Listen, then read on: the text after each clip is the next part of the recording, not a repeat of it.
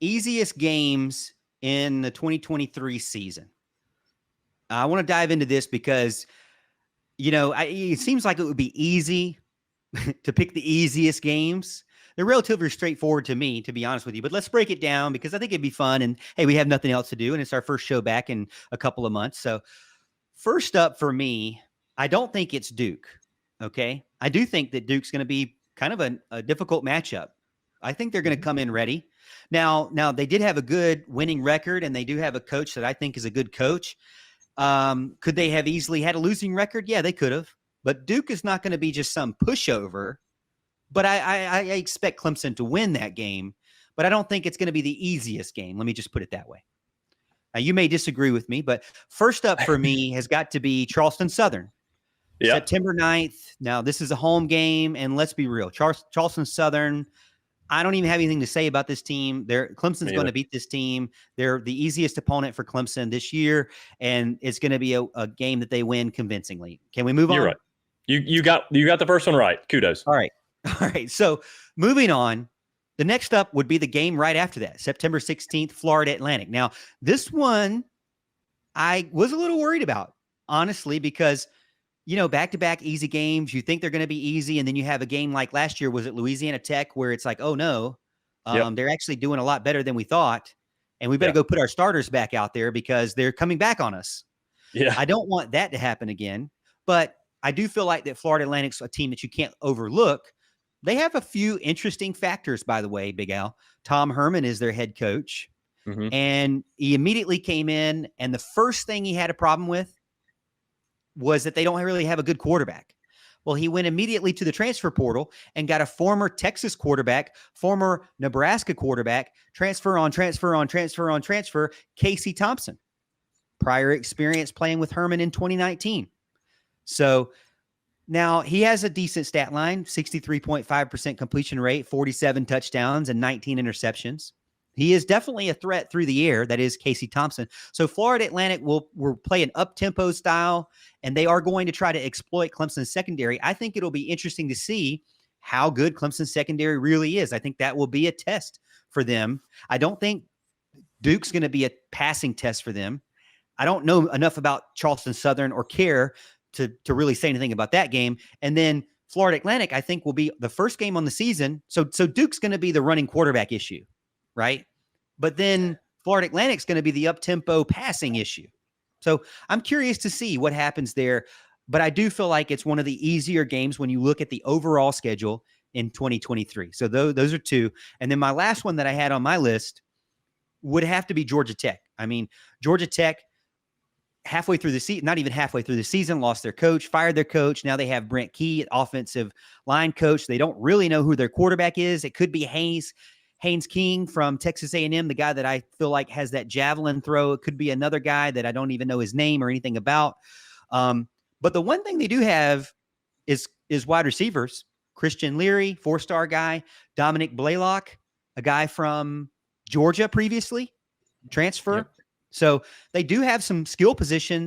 Their best players on the team are all wide receivers and defensive backs. But really after that, I don't really see much else that really scares me. Plus the fact that Clemson beat them last year. So, and the fact that they have a turnover in the coaching staff. It's going to be a rebuilding year for Georgia Tech, which for me makes them one of the easier teams on the schedule. So that's the three for me. You've got Charleston Southern, Florida Atlantic, and Georgia Tech. Go ahead, write it down, put your money in, 100% wins, locks for Clemson.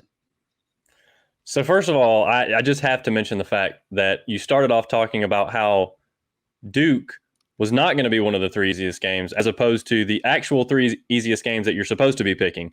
So you could have said, yeah, I don't think so-and-so is going to be it. I don't think South Carolina is going to be it. I don't think North Carolina. I don't think Miami. I don't think NC State. Nobody cares who's not going to be it, Morgan. The topic is, who are the three easiest teams on the schedule? The three easiest teams. And believe it or not, once you got past that little Morgan rant, you got them all right. Kudos. You made 100%.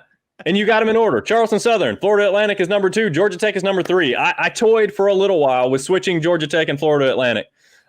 simply because, Florida Atlantic, a couple of years back, it wasn't too long ago, they were putting up some decent points in the games, and they're still trying to run a similar offense, but they have different coaches. It's just not quite the same. They lose a little bit. So I'm with you 100%. Charleston Southern, Florida Atlantic, Georgia Tech. I just have no faith in Georgia Tech. I really don't. I haven't seen enough from them to really make me think they're going to do anything special.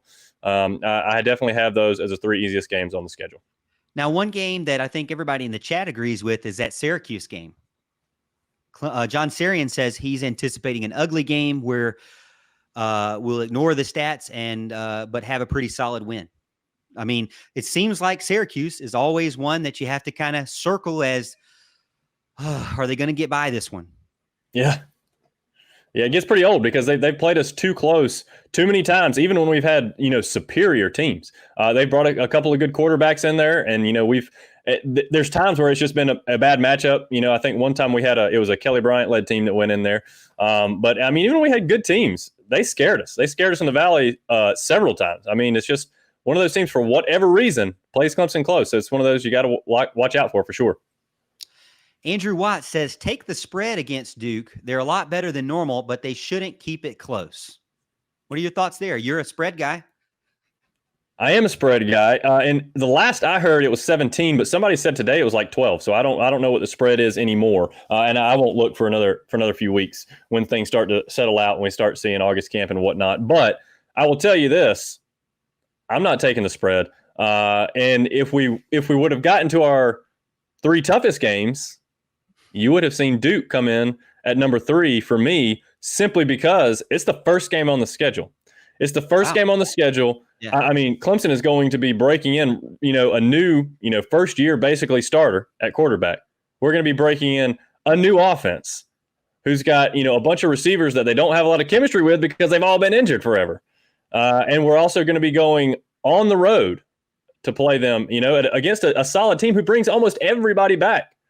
I mean, I think it's going to be a challenge. I think it's one of those that it could be a little closer than people want. Now, it wouldn't surprise me at all for Clemson to win that game by 30, but I certainly wouldn't bet on it coming out the gate.